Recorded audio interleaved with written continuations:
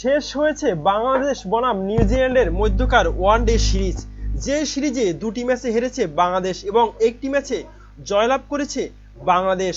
কিন্তু বাংলাদেশের টিম এখন নিউজিল্যান্ডই রয়ে গেছে, কারণ বাংলাদেশ বনাম নিউজিল্যান্ডের টি-20 সিরিজ রয়ে গেছে। এক নজরে টি-20 সিরিজের সূচি।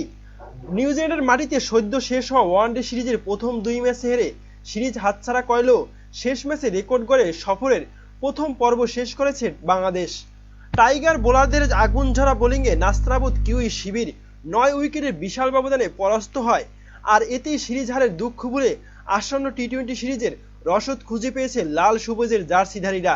এদিকে ওয়ানডে সিরিজে ভোরবেলায় শুরু হয়েও আসন্ন টি-20 সিরিজ টাইগারদের ভক্তদের জন্য সুসংবাদ রয়েছে।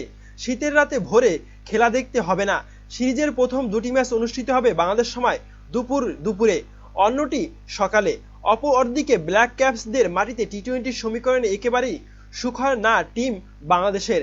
আগের 9 ম্যাচে একটিতেও জয়ের জল্প নেই এবং গল্পও নেই বাংলাদেশের। এবার নিউজিল্যান্ডের মাটিতে নতুন ইতিহাস গড়ার সুযোগ, যেখানে টাইগারদের পালে হাওয়া দিচ্ছে শেষ ওয়ানডেতে করা দাপুটে পারফর্ম।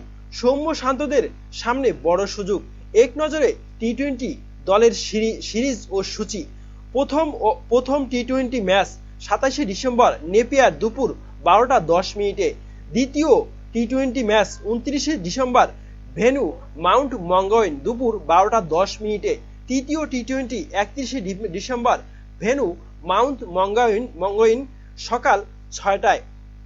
বাংলাদেশের টি-20 একাদশ: নাজমুল হোসেন শান্ত অধিনায়ক, লিটন কুমার দাস, রনি তালুকদার, তাওহিদ হৃদয়, শামীম হোসেন পাটোয়ারি, আফিফ হোসেন ধ্রুব, সৌম্য সরকার, মেহেদী হাসান মিরাজ সহ অধিনায়ক, মেহেদী হাসান, মোস্তাফিজুর রহমান, শরীফুল ইসলাম, হাসান মাহমুদ, রিশাদ হোসেন, তানভীর হোসা ইসলাম, তানজিম হাসান সাকিব।